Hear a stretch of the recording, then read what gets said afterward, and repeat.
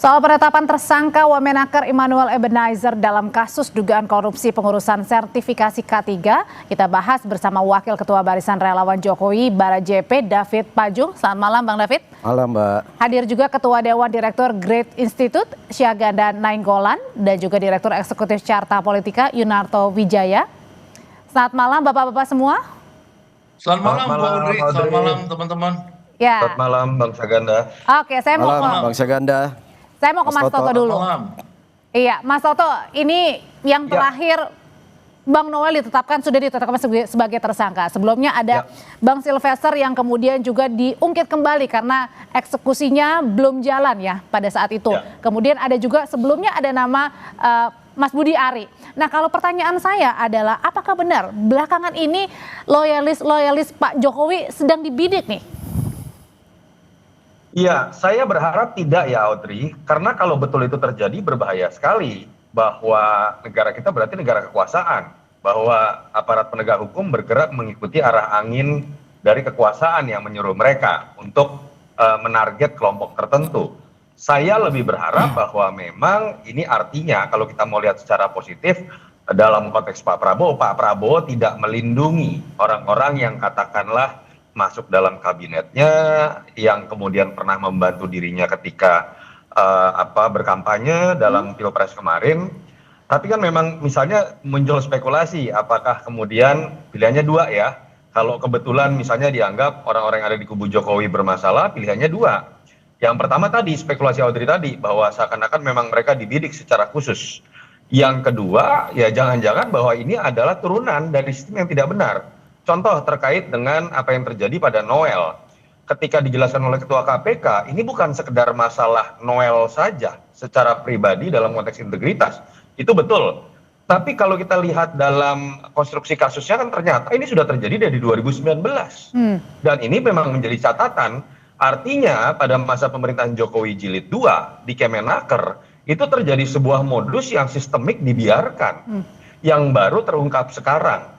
Nah itu yang saya harapkan bagaimana sih momen yang kita lihat dalam peristiwa hukum hari ini harusnya dijadikan momen evaluasi buat Pak Prabowo untuk berani mengubah modus-modus atau sistem yang bermasalah yang terjadi pada masa rezim sebelum, walaupun misalnya Pak Prabowo dianggap sebagai kelanjutan dari rezim Jokowi karena anak Jokowi masih menjadi wapres. Itu poin yang paling penting. Jadi ini bukan masalah kubu siapa yang ingin dihabiskan, kubu siapa yang ingin dipikirkan, tapi mengenai sebuah kesadaran bahwa ada sistem yang salah selama ini. Yang kedua sedikit lagi Audrey, bahwa kalau terkait dengan anggota kabinet yang kemudian kena dalam kasus hukum terkait korupsi, Pak Prabowo kita tahu sangat lantang dalam setiap pidatonya berkomitmen, tapi harus ada evaluasi juga Pak Prabowo, artinya mindset Anda ketika kemudian membentuk kabinet ada yang salah. Kabinet gemuk yang sangat akomodatif ini ternyata paling tidak secara empiris terbukti dalam 10 bulan sudah menimbulkan masalah. Ini lebih parah dibandingkan kabinet Jokowi Jilid 1 yang kemudian pada masa 13 bulan. Karena artinya belum 1 tahun ada satu ya. Ada satu orang yang sudah ditetapkan sebagai tersangka. Oke, Bang David, kalau Anda melihatnya sendiri bagaimana ini dengan penetapan Bang Noel sebagai tersangka? Oke, tadi kita sudah lihat konversinya di KPK bagaimana peran-peran dari Bang Noel sendiri, tapi kemudian Anda sebagai loyalisnya Pak Jokowi juga melihat nggak ini sebenarnya murni kasus hukum atau jangan-jangan lagi dibidik nih loyalisnya Pak Jokowi? Yang pertama, sebelum saya menjawab itu Mbak, saya menyampaikan rasa empati dan simpati kepada sahabat saya Bro Noel ya. Apapun itu, saya yakin Noel mampu menghadapi masalah ini secara gentle. Prosesnya tadi saya sepakat dengan Mas Toto ya, ini bukan problem soal loyalis Jokowi atau bukan. Apa-apa jangan selalu dikaitkan dengan Pak Jokowi. Sebagai hal yang perlu di stressing malam ini adalah bahwa case ini justru menjadi penegasan bahwa Pak Jokowi itu tidak pernah melakukan intervensi. Ini satu tanda bahwa intervensi sangat jauh dari karakter seorang Jokowi. Kalau mau melakukan intervensi, saya pikir bukan loyalis Jokowi yang disasar. Kalau ada intervensi itu, buktinya bahwa para aktivis-aktivis dari yang dulu pendukung Jokowi, walaupun sekarang seperti Noel ini sudah merubah nama organnya dari Jokowi mania menjadi Prabowo mania, artinya sudah bergeser menjadi pendukung Prabowo. Tetapi poin pentingnya adalah bahwa penguasa sekarang juga itu Prabowo Gibran itu membebaskan ruang-ruang hukum itu pada SOP dan ruang-ruang yang seharusnya terjadi. Tapi Bang David, ada juga terkesan tadi kata Mas Toto bilang, terkesan jangan-jangan ada pembiaran juga nggak yang jangan-jangan ini dilakukan oleh pemerintahan era Pak Jokowi ini? Karena ya itu tadi case-nya Bang Noel sudah dari 2019 meskipun Bang Noel sendiri baru dilantik kan, tapi case-nya itu dari 2019 sudah ciumnya. 2019, sepakat. Kemudian kasus Sylvester juga belum dieksekusi di eranya Pak Jokowi. Makanya sebenarnya kejadian ini harus dijadikan momentum kepada seluruh stakeholder ya, baik oleh Presiden Prabowo Gibran sendiri maupun oleh semua lembaga-lembaga penegak hukum, baik dari KPK, Kejaksaan maupun kepolisian. Artinya apa? Case 2019 itu jauh dari jangkauan aparat hukum semata. Jadi ini bukan soal kesalahan siapa presidennya di zaman itu, tetapi apa yang menjadi proyek atau program dari KPK soal bukan hanya penindakan saja, tetapi pencegahan itu yang nggak berjalan sebagaimana mestinya di zaman itu. Kemudian SOP di dalam lembaga-lembaga pemerintahan seperti kementerian itu kan di situ ada inspektorat ya. Ada inspektorat itu pertanyaan besarnya di mana fungsi inspektorat pada masa 2019 sehingga case-case yang disampaikan oleh KPK ini kok lolos begitu saja dan kenapa baru hari ini ditindak kan? Nah kalau di dalam jadi terkesan ada pembiaran nggak pada saat itu?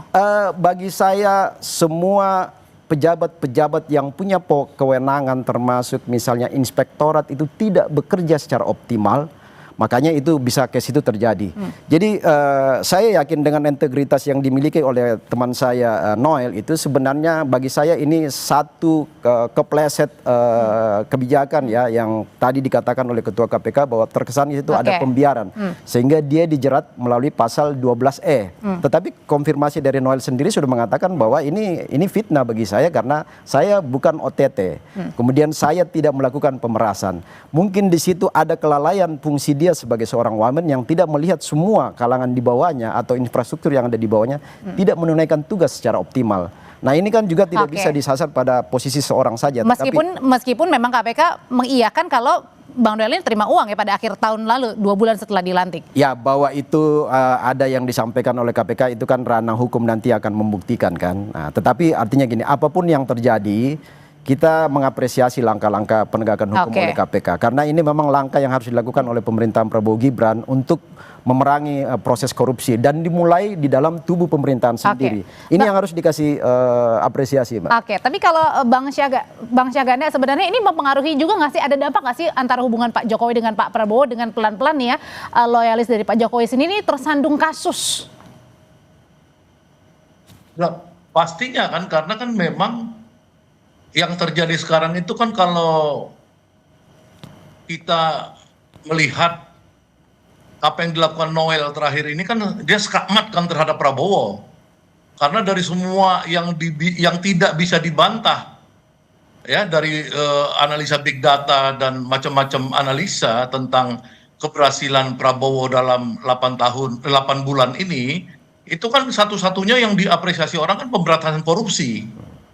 Ya sampai kemarin pidato beliau di acara 14 ini di MPR itu DPR MPR itu lagi dia bilang sampai dia bilang Panglima TNI, Kapolri, even Partai Gerindra sendiri saya akan hantam kalau korupsi. Nah tiba-tiba yang korupsi itu kabinetnya namanya si Noel. Nah itu artinya apa? Artinya ini pukulan terbesar ya buat Pak Prabowo. Jadi seperti kata Yunarto memang dulu ada persoalan di mana pada saat merekrut kabinet gemuk ini semuanya bukan kabinet profesional. Jadi orang-orang Jokowi ini memang kan semuanya mayoritas kan dulunya adalah orang-orang yang dia itu punya mindset koruptor, mindsetnya. Ya dilihat misalkan dari kasus-kasusnya bisa ribu-ribu triliun, ada puluh triliun, ada proyek fiktif apa segala. Jadi Jokowi ini memang melahirkan orang-orang kayak Noel sendiri sebagai aktivis. Tapi kemudian waktu itu kenapa akhirnya di ACC? Demokrasi saya lihat. Bang Syaganda, tapi kemudian akhirnya kenapa di ACC pada saat itu akhirnya untuk menjadi pembantu dari Pak Prabowo sendiri? Ya karena itu kan Prabowo kan udah menjanjikan kepada rakyat bahwa dulu dia mau zakon kabinet kan. Tapi kan akhirnya 13 Oktober 2024 itu kan ada politik dagang sapi di Solo itu yang dicermati semua orang.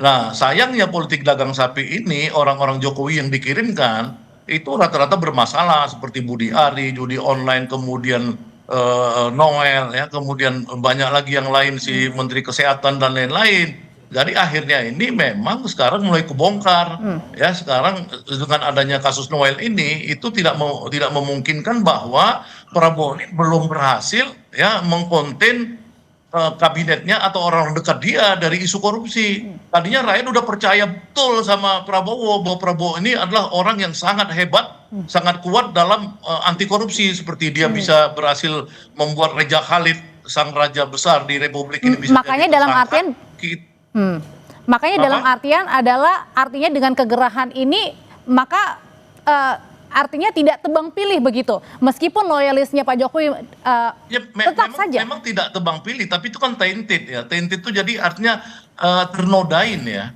Jadi Prabowo ini belum setahun udah ternodain, ada kabinetnya ya. Kalau di pemerintahan-pemerintahan sebelumnya, umumnya itu kan kalau mau korupsi itu ya nunggu-nunggu 2 tahun gitu kan, baru reshuffle tuh di 2 tahun. Sekarang belum lagi 1 tahun udah kasus korupsi OTT itu gimana ya, walaupun Noel orangnya tetap mempertahankan isu demokrasi, perbedaan pendapat, tapi dalam konteks korupsi ini kan faktanya kan, bahkan saya sebelum ini juga ada kasus di mana Noel juga di kalangan aktivis diperbicarakan tentang hal-hal yang mirip-mirip gitu. Cuman saya kaget kok kasusnya kasus yang malah kasus ini gitu. Ada yang harus diklarifikasi, Mbak. Yang tadi ya mungkin sampai itu bisa kebongkar juga gitu. Bentar Bang, tadi ada yang mau diklarifikasi kenapanya Bang? Kenapa Bang David? Mungkin minta maaf Bang Syaganda. Jadi yang perlu diklarifikasi itu bahwa pernyataan Bang Syaganda seolah-olah Jokowi memproduksi orang-orang yang punya kemampuan atau misalnya yang berkarakter koruptor. Saya pikir itu harus diklarifikasi. Bahwa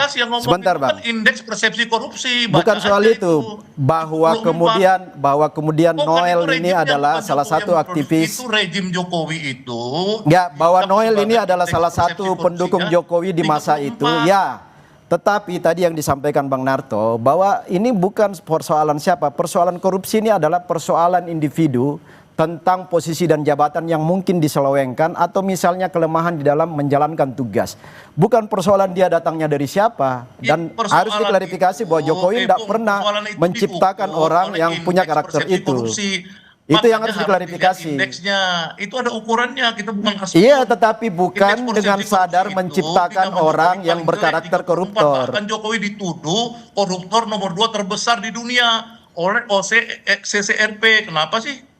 Fakta aja, kita nggak usah ini fakta. Kita cuma mau menafsirkan bagaimana Noel ini, kita tafsirkan fakta itu gitu loh. Kalau faktanya udah fakta. Ya, bahwa Noel ini adalah pendukung Jokowi di masa itu ya. Tetapi yang harus disampaikan bahwa Pak Jokowi sebagai seorang presiden yang punya kemampuan dan keberhasilan yang luar biasa juga harus diberi apresiasi yang tinggi ya.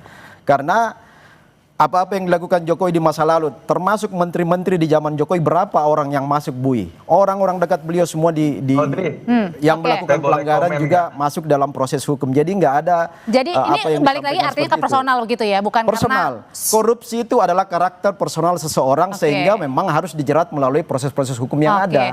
Tidak, korupsi itu ada personal, ada budaya. Banyak baca dikit, kenapa sih?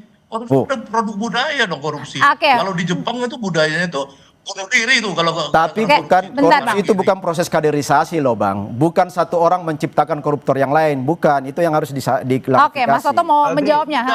Budaya korupsi itu ada. Jadi korupsi harus dilihat dari struktural, dari budaya juga. Makanya orang-orang di Jepang itu, di Korea Selatan, ya kalau dia korupsi dia bunuh diri. Noel tuh suruh bunuh diri, kenapa sih? Oke. Ini kan sudah ditetapkan sebagai tersangka Bang. Ini kasusnya masih berproses. Kenapa Mas Toto? Apa yang menjadi concernnya di sini? Kalau terkait tanggung jawab pribadi kita sepakat. Itu ranahnya KPK. Dan biarkan penahanan 20 hari, proses nanti menuju pengadilan akan membuktikan seperti apa. Tapi yang perlu kita bahas apalagi secara politik kan menurut saya perlu ada otokritik. Baik dalam konteks ketika berbicara pemerintahan sebelum di bawah pemerintahan Jokowi ataupun dalam konteks Prabowo Gibran. Otokritik buat pemerintahan Jokowi apa sih, kita fokus deh dalam kasus mengenai Noel ini. Tadi saya sudah sebutkan bahwa kasus ini tidak berdiri sendiri. Bahwa ketika ada tindakan pemerasan, tindakan meminta, tindakan menerima uang, ternyata ini turunan dari sebuah budaya atau sistem yang sudah terjadi dari 2019. Ini yang kita dengar langsung dari Ketua KPK. Artinya kan kita harus mengakui bahwa pada masa pemerintahan Jokowi Jilid 2, terjadi sebuah budaya yang dibiarkan selama 5 tahun. Nah, otokritik ini yang kemudian harus dilihat dan dilakukan perbaikannya oleh pemerintahan Prabowo. Dua hal yang menjadi otokritik pemerintahan Prabowo. Pertama, perbaiki sistem itu. Dan apakah ini jangan-jangan tidak hanya terjadi di Kementerian Tenaga Kerja, kan itu yang harus dievaluasi. Yang kedua, dalam konteks otokritik dan evaluasi Pak Prabowo terhadap bagaimana kualitas dari kabinetnya. Ketika Pak Prabowo kemudian melihat bahwa kemudian politik akomodatif ini menampung relawan, menampung 55 wakil menteri terbesar sepanjang sejarah, menampung kader partai terbanyak sepanjang sejarah. Fakta empirisnya dalam 10 bulan memperlihatkan bahwa terjadi kasus yang Pak Prabowo paling takutkan terjadi kalau kita lihat dalam teriakan-teriakan pidato Pak Prabowo. Artinya jangan berhenti pada membiarkan Noel ditangkap oleh KPK, tapi memastikan tidak ada Noel-Noel lain. Sehingga kemudian ketika berbicara mengenai ambisi besar, target yang ambisius, itu tidak tercorengkan oleh hal-hal seperti ini. Nah, itu yang menurut saya harus dilihat. Harus klarifikasi juga ya. Tadi tidak benar loh Bang David kalau dikatakan hanya pembiaran yang terjadi oleh Noel sebagai seorang wamen. Ketua KPK jelas menjawab kepada pertanyaan wartawan bahwa terjadi tindak pemerasan, menerima dan meminta. Dan biarkan nanti ditafsirkan oleh KPK dalam proses-proses selanjutnya. Tapi jangan ada pembelokan isu yang sudah jelas dipaparkan oleh KPK tadi. Sedikit Mbak. Oke, sebentar nanti kita akan dilanjutkan lagi perbincangannya karena baru saja kami mendapatkan informasi bahwa ini Emmanuel Ebenezer yang sudah ditetapkan sebagai tersangka oleh KPK ini meminta amnesti kepada Pak Prabowo. Pertanyaannya, Pak Prabowo akan ngasih atau enggak? Usai jeda ya Bapak-bapak, tetap bersama kami.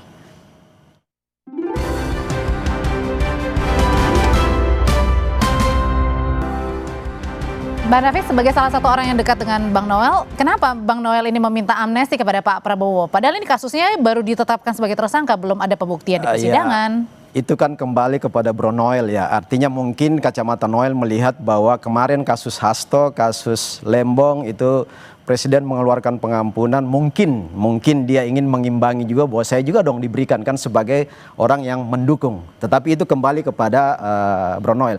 Yang saya mau katakan gini Mbak.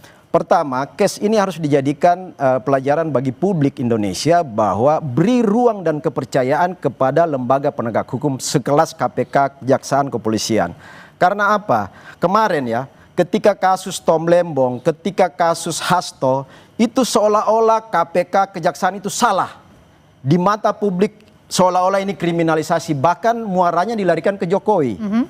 Itu ketika kelompok sebelah yang melakukan pelanggaran. Nah sekarang Noel dipersepsikan sebagai orang dekat Jokowi. Jokowi artinya lagi disalahkan. Artinya apa yang dilihat? Artinya apa? Seolah-olah hukum bisa dikendalikan oleh seorang Jokowi. Itu yang salah besar.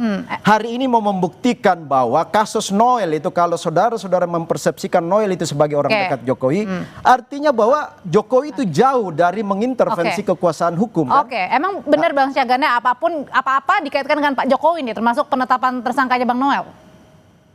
Ya bukan apa-apanya, kan tadi kan kita lihat seperti Pak Yunarto, saya sama bahwa memang dalam kasus korupsi itu kita harus juga melihat aspek budaya. Kan gitu, bahwa budaya korupsi itu memang tumbuh subur berkembang di era Jokowi. Ini carry over, baik sistem orang-orangnya. Nah ini coba dicegah oleh Prabowo. Prabowo berkali-kali ya menunjukkan sikap anti korupsi. Sampai orang seperti Reja Halid yang tidak tersentuh di era semua era, sekarang tuh hancur ya. Banyak sekali lah di era Prabowo ini orang dijadikan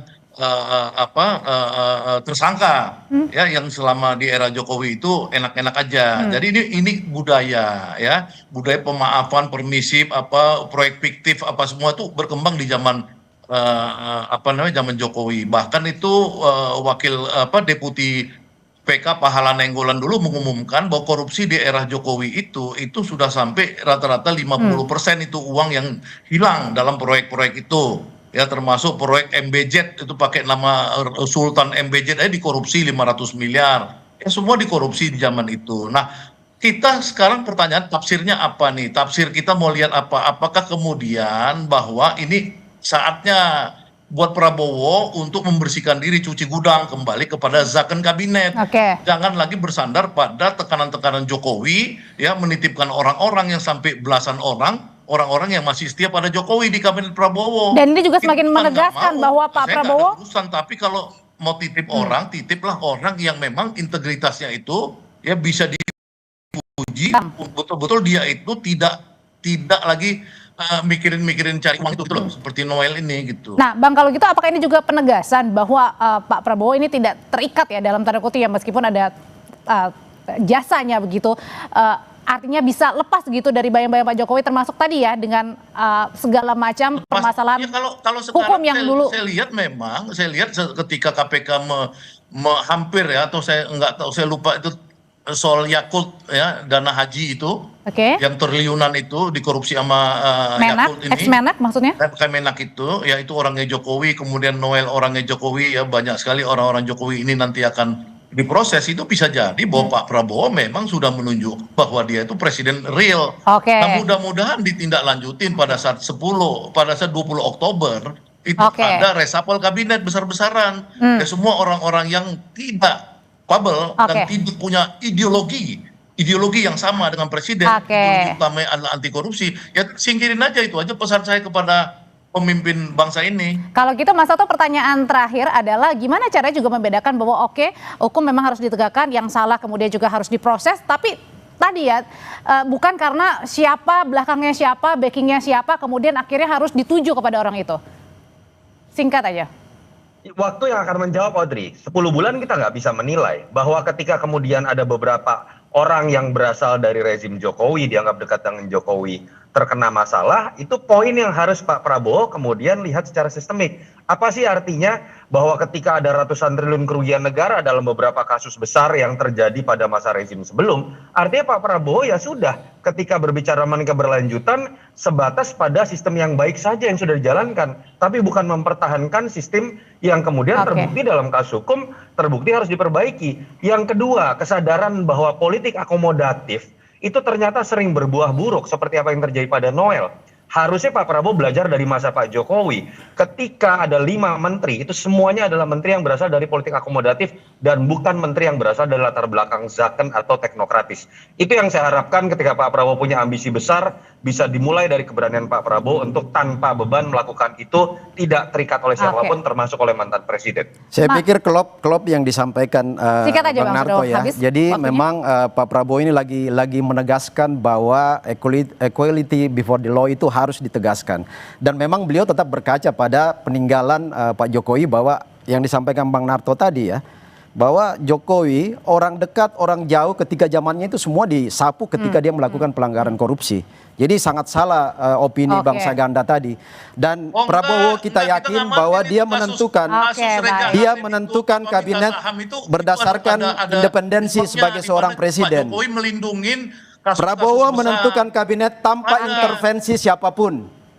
Prabowo seorang presiden yang sangat kuat, strong leadership. Jadi jangan selalu apa-apa larinya ke Jokowi. Sangat salah itu Bang Saganda. Tetap dikawal kasusnya pasti ya. Ya, kita kawal masing-masing ya. Dan percayakanlah kepada lembaga hukum. Apalagi minta amnesti. Masa Anda setuju Noel minta amnesti? Oh, siapa yang setuju? Menyamakan amnesti Noel dengan Tom Lembong dan Hasto. Baik, sudah kita tangkap. Hasto tuh urusan cuman nukar orang. Itu kembali pada kebijakan seorang Presiden Prabowo. Presiden Prabowo adalah seorang negarawan sudah kita tangkap, Bapak-bapak. Beliau pasti akan mengambil keputusan sesuai dengan akal sehat beliau, gitu. Sudah kita tangkap semuanya. Noel kok kenapa menyamakan Noel baik amnesti? Jadi Bang Saganda jangan dikit-dikit Jokowi yang salah, Bang. Salah besar itu. Terima kasih Bang David, terima kasih Mas Toto, terima kasih, selamat malam semuanya. Makasih. Bang David, Bang Saganda. Terima kasih Bang Saganda, Mas Toto.